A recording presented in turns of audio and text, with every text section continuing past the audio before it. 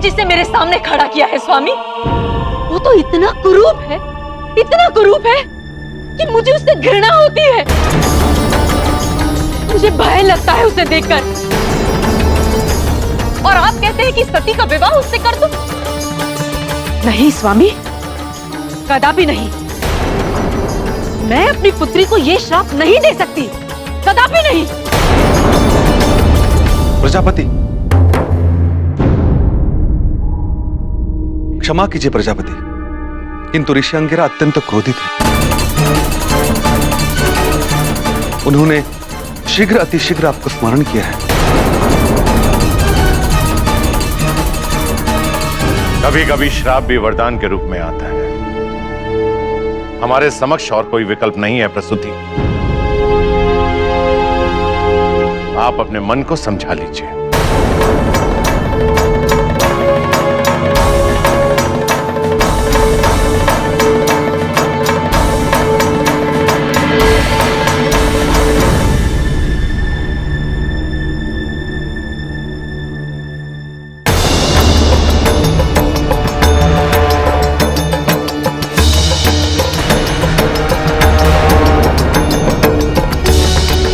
मुझे ऐसी नकारात्मक स्थिति उत्पन्न होने का पूर्वाभास कर लेना चाहिए था कि आपने मुझे और मेरे पुत्र को अपमानित करने हेतु ही आमंत्रित किया है। क्षमा प्रार्थी हूं मुनिवर। मेरे और मेरे परिवार का ऐसा कोई अभिप्राय नहीं था। प्रजापति के निवास पर अतिथि और देवों में कोई भेदभाव नहीं किया जाता। जब सारे संसार में प्रजापति और उसकी पुत्री का अपयश है, तब मैंने आगे बढ़कर आपका साथ दिया। आपकी कलंकित पुत्री को पुत्रवधू बनाना स्वीकार किया। यही नहीं, अपने पुत्र की इच्छा के विरुद्ध उसे आदेश दिया कि उसे सती के साथ ही विवाह करना होगा। अपनी प्रतिष्ठा को दांव पर लगाना पड़ा। क्या यही अपमान सहने के लिए? चलो पुत्र, प्रजापति के कुल में ज्ञानवान को नहीं, रूपवान को सम्मान दिया जाता है।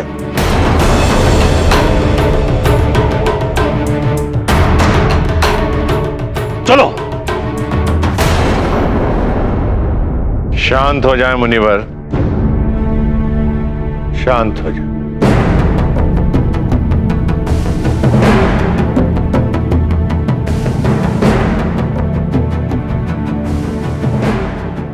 आपने मेरी पुत्री को स्वीकार किया, इसके लिए मैं आपका बहुत बहुत आभारी हूं। किंतु क्षमा चाहता हूं, यदि मेरे आदर सत्कार में कोई कमी रह गई, किंतु मैं आपको आश्वस्त करना चाहता हूं कि मैंने जो निर्णय लिया है, मैं उस पर अटल हूं। मैंने आपको सद्भिज और सती के विवाह के लिए आमंत्रित किया। ये विवाह होगा और अवश्य होगा। ये प्रजापति दक्ष का वचन है आपको। किंतु प्रजापति होने के नाते नारी की इच्छा का सम्मान करना मेरा परम कर्तव्य है। मैं ये विवाह प्रसूति की इच्छा से करना चाहता हूं। मुझे पूर्ण विश्वास है कि मैं उन्हें मना लूंगा। आप तनिक समय दें मुझे। मैं सती और सद्भिज के शगुन का प्रबंध करता हूं।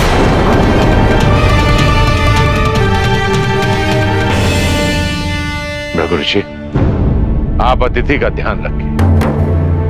मैं शीघ्र उपस्थित होता हूं। ऋषि अंगीरा को तो किसी तरह शांत कर दिया, किंतु प्रसूति को कैसे समझाऊं कि मैं कितना विवश हूं।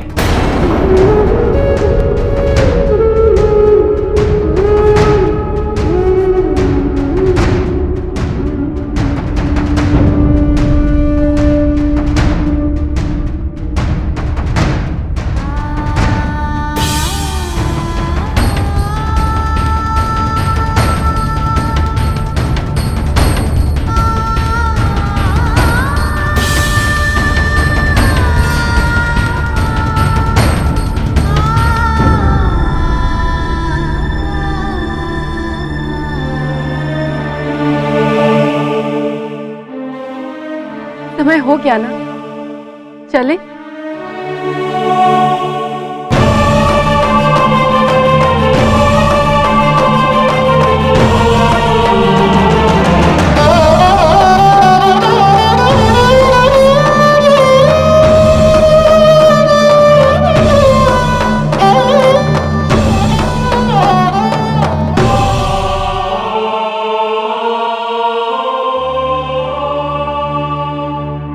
किस पर विश्वास करके तुम ये रिश्ता करने जा रही थी? अपने माता पिता पर? किंतु तुम्हारे साथ तो छल हो रहा है सती। शतबीज तुम्हारे योग्य नहीं है।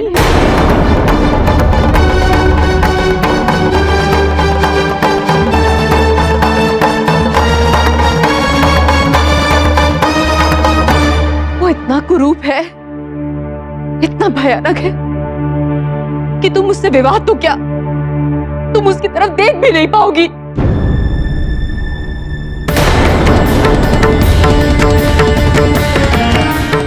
सती,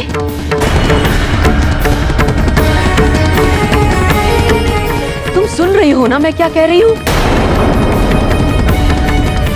उसे अस्वीकार कर दो सती, अस्वीकार कर दो। मैंने पिताजी को वचन दिया है मां।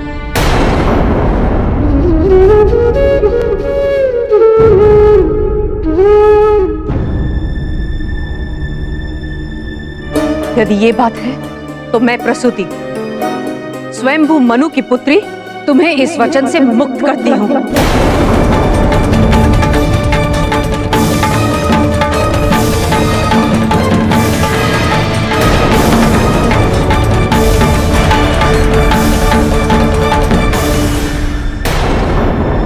प्रसूति,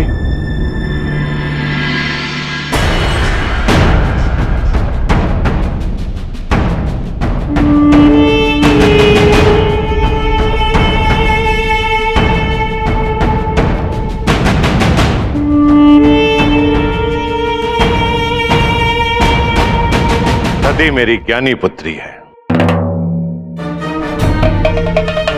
वो भली बात ही जानती है कि मनुष्य की सुंदरता रूप से नहीं, उसकी आत्मा, उसके विचार और उसके ज्ञान से होती है। रूप आयु के साथ ढलता चला जाता है, लेकिन ज्ञान आयु के साथ बढ़ता चला जाता है।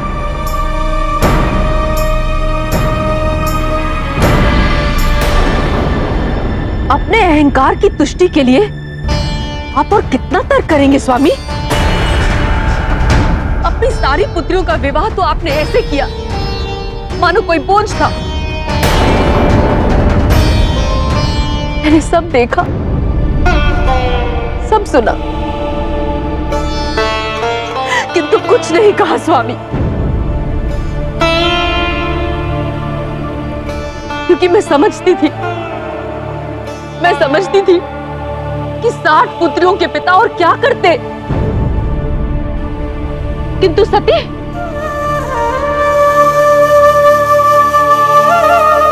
सती के लिए तो आपने मुझे वचन दिया था स्वामी।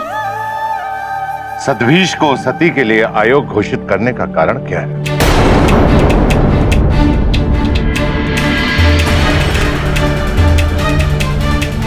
क्या कमी है उसमें? उसने वेद उपनिषद लिखने में अपने पिता की सहायता की। बृहस्पति के ना होने पर इंद्रलोक का सारा कार्यभार संभालता है। जो अवस्था आप उसकी देख रही हैं, वो निरंतर तप करने के कारण हुई है। यदि वो योग्य नहीं होता तो ब्रह्मदेव मुझे उसके पास क्यों भेजते?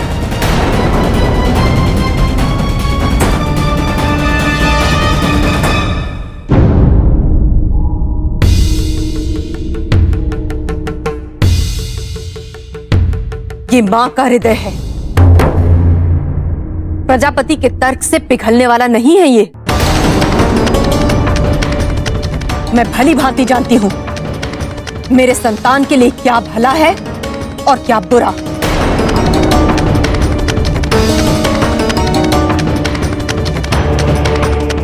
और इस बात में कोई शंका नहीं है स्वामी कि सती के लिए आपने जो निर्णय लिया है उसमें सती का सुख नहीं है।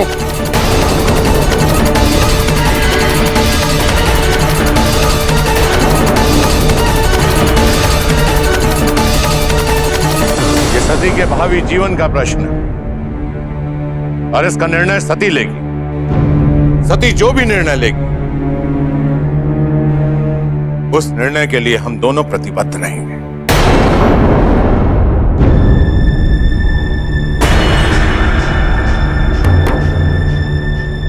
बोलो सती, तुम्हारा क्या निर्णय है?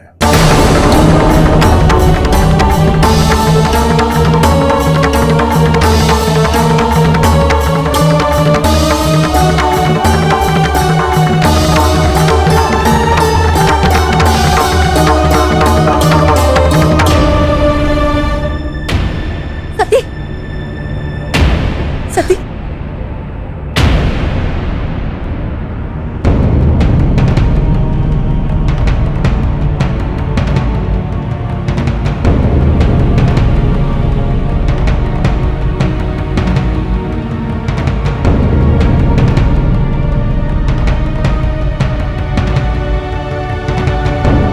मुझे ये विवाह स्वीकार।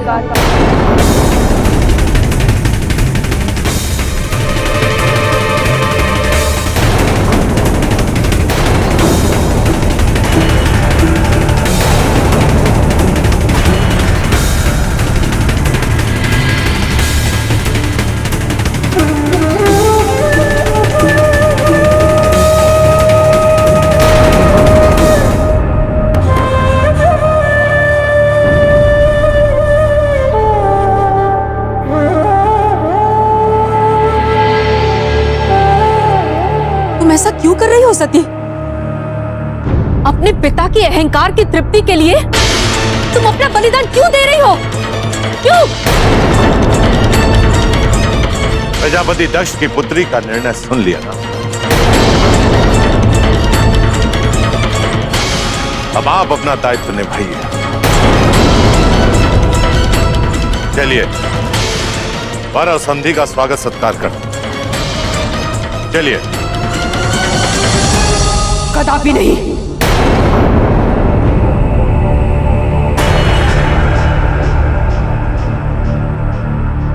मैं ऐसा कदापि नहीं होने दूंगी।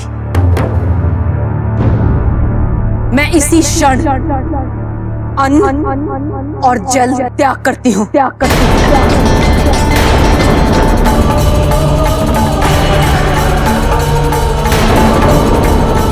या तो ये संबंध टूटेगा या मैं अपने प्राण त्याग दूंगी।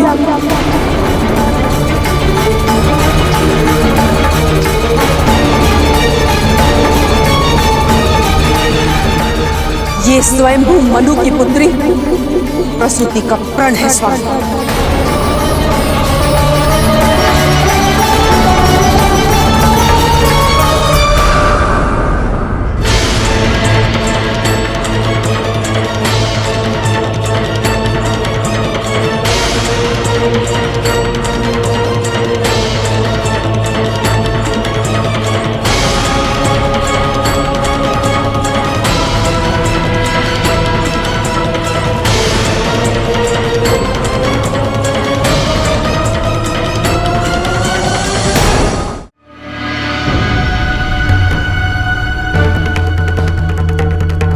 मुझसे क्या भूल हो गई प्रभु, जो मुझे ये दिन देखने पड़ रहे हैं? मेरे परिवार का मुझ पर इतना अविश्वास। मेरी ही पत्नी मुझे मेरी पुत्री का शत्रु समझ रही है। प्रभु, मुझे कुछ नहीं सूझ रहा। मुझे राह दिखाएं। आपके सिवाय मेरे पास और कोई विकल्प नहीं है।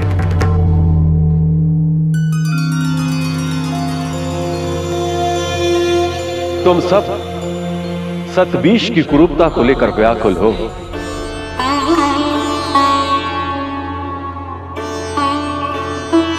प्रणाम पिताजी।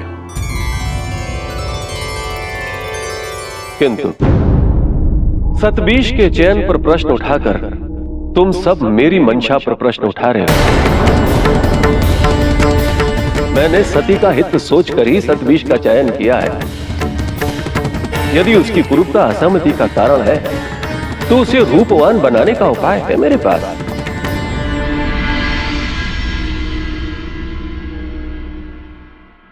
क्या उपाय है पिताजी? उपाय बड़ा कठिन है, किंतु बताता हूं। ध्यान से सुनो। एक चमत्कारी शिल्पकार है। शिल्पकार? यदि वो अपनी सच्ची कला का प्रदर्शन करते हुए सतविष की रूपवान आकृति वाली वास्तविक मूर्ति बना दे तो सतविष रूपवान हो जाएगा।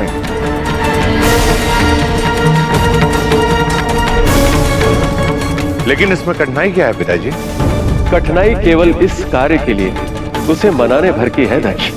आप मुझे बताइए कि वो शिल्पकार कहां मिलेगा। मैं अभी उसे यहां उपस्थित होने के लिए आदेश भिजवा देता हूं। मरुभूमि के मध्य स्थित पर्वत श्रृंखला में जटेश्वर पर्वत पर रहता है वो अत्यंत विचित्र, स्वाभिमानी, अस्थिर चित्त व्यक्तित्व का स्वामी है। उसके इच्छा के विरुद्ध त्रिदेव भी उसे विवश नहीं कर सकते दक्ष। उसके लिए तुम्हारा पद, तुम्हारा आदेश कोई मूल्य नहीं रखता दक्ष। ध्यान रहे दक्ष, यदि तुमने उसे अपने पद का प्रभाव दिखाना चाहा, यदि तुमने उसे क्रोधित किया तो संभव है वो तुम्हारी सहायता कभी नहीं करेगा। इतना निश्चित है, यदि उसने तुम्हारा आग्रह स्वीकार कर लिया तो समझो सती का विवाह होने से कोई नहीं रोक सकता।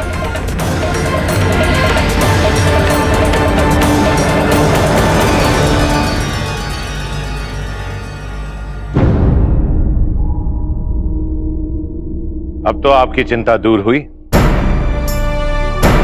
स्वयं ब्रह्मा जी ने प्रकट होकर इस समस्या का हल बता दिया। अब आप इस विवाह के लिए स्वीकृति दें और अपना क्रोध त्याग कर जल और अन्न ग्रहण करें। नहीं,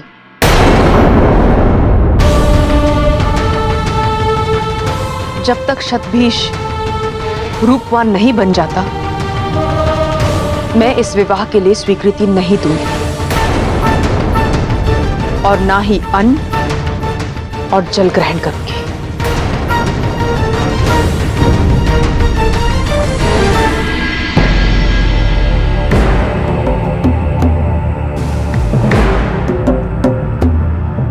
क्या बात है पुत्र? क्या सोच रहे हो? मैं आजीवन ब्रह्मचर्य का पालन करने की इच्छा रखता था।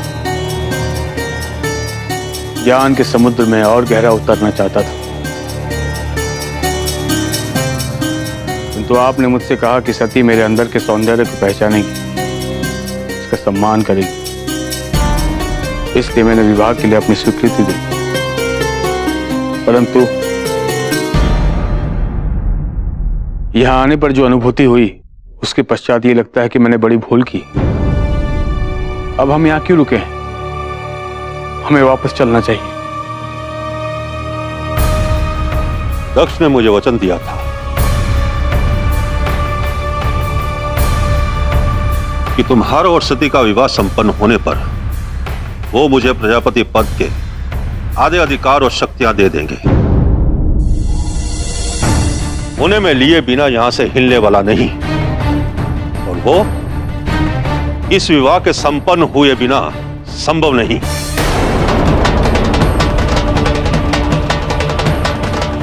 अपने पिता का समर्थन करना तुम्हारा धर्म है पुत्र। सती को तुम्हारे अंदर की सुंदरता ज्ञात हो या ना हो, अपने पिता के हित में तुम्हें यह विवाह करना ही होगा।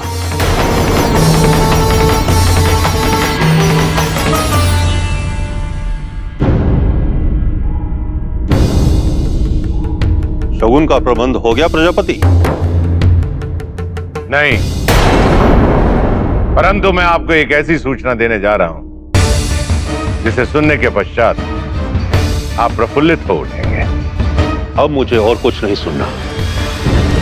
अब यदि आपने इनकार किया तो आपको सारी शक्तियां और सारे अधिकार देने होंगे। उसकी आवश्यकता नहीं पड़ेगी, परंतु जो भी हुआ अच्छे के लिए हुआ। यदि मेरी पत्नी सदभीष की कुरूपता से आहत ना होती तो शायद सदभीष के रूपवान होने का उपाय भी नहीं मिलता। कैसा उपाय? उपाय चाहे जो भी हो, किंतु आप याद रखिएगा, जिसे मैं रूपवान बनाऊंगा उसे विवाह के पश्चात मेरी सती के साथ मेरे साथ इस भवन में रहना होगा।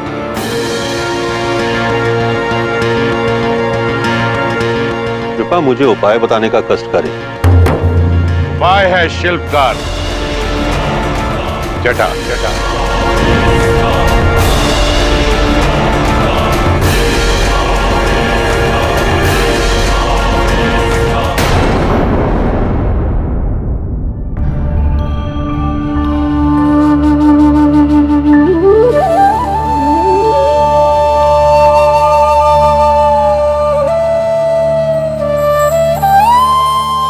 क्या बात है स्वामी, मंद मंद मुस्कुरा रहे हैं? सोच रहा हूं शिव की लीलाएं कैसी होंगी। कभी देखा नहीं शिव को लीलाएं रचाते। वो तो स्पष्ट एवं सीधे रूप में अपनी बात कहने वाले भोलेनाथ हैं, किंतु कल वो एक नया रूप धारण कर दक्ष से मिलेंगे। मुझे भी इसी बात की चिंता है स्वामी। कहीं दक्ष को शिव की वास्तविकता ज्ञात ना हो जाए। दक्ष को यदि भोलेनाथ की वास्तविकता ज्ञात होती तो ये समस्या ही नहीं होती। देवी देवी आप तो तैयार है ना? महादेव की लीला का प्रारंभ आपकी लीला के पश्चात ही होने वाला है। महादेव तक दक्ष को आप ही पहुंचाने वाली हैं।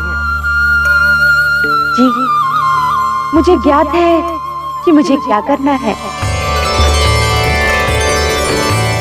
भूमि लोक पर कल सूर्योदय हो जाने दीजिए।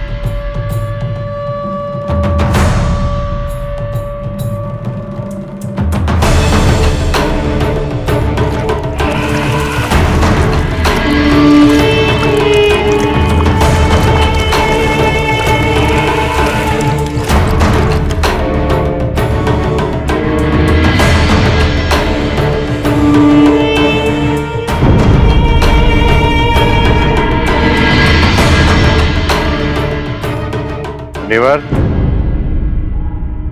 लगता है हम राह भटक गए। पिता ब्रह्मा ने तो कहा था कि जटा पर्वतों पे रहता है, परंतु यहां तो कोई पर्वत दिखाई नहीं दे रहा है। जटा का पर्वत ऐसे ही दिखाई नहीं देता।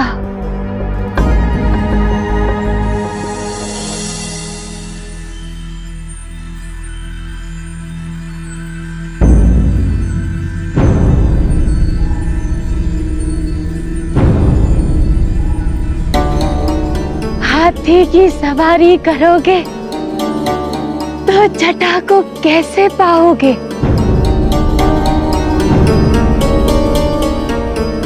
उनसे मिलना है तो मेरी तरह धरातल पर चलो,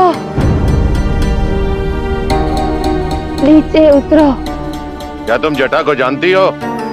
केवल अज्ञानी ही जटा को नहीं जानता।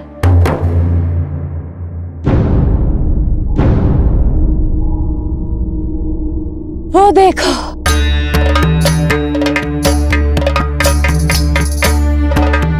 वहाँ है वो पर्वत जहाँ जटा निवास करता है।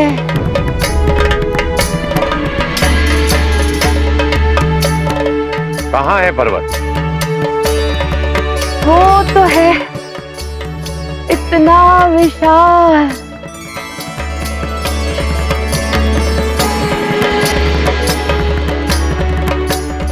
मुझे तो कहीं नहीं दिखाई दे रहा है ये पर्वत। इतनी ऊंचाई पे चढ़ के जो बैठे हो, जटेश्वर की भव्यता दिखेगी भी तो कैसे। नीचे धरातल पर आओ। प्रजापति, इनका सुझाव स्वीकार करने में कोई हानि नहीं है।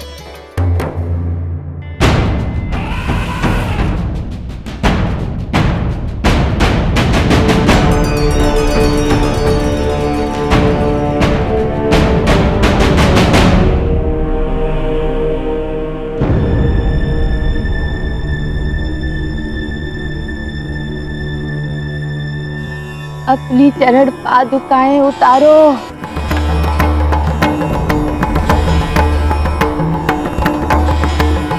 तुमसे नहीं होगा। जाओ पुत्र, लौट जाओ।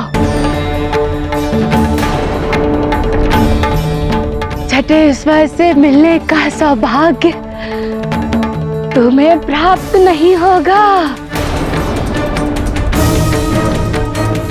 जिस ऐश्वर्य और विलास से तुम लिप्त हो, जटेश्वर उससे कोसों दूर है।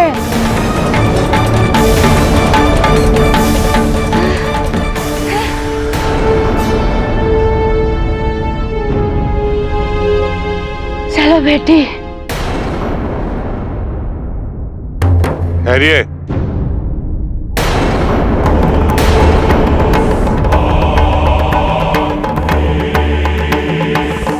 मैं आप दोनों के साथ उघारे पांव चलने के लिए तैयार हूं।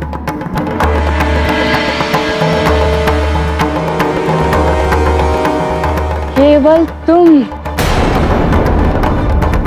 अकेले, तुम्हारे ये रक्षा दल यही रहेंगे। जटा को ऐसा नहीं लगना चाहिए कि तुम अपनी शक्ति का प्रदर्शन करने आए हो। हाँ?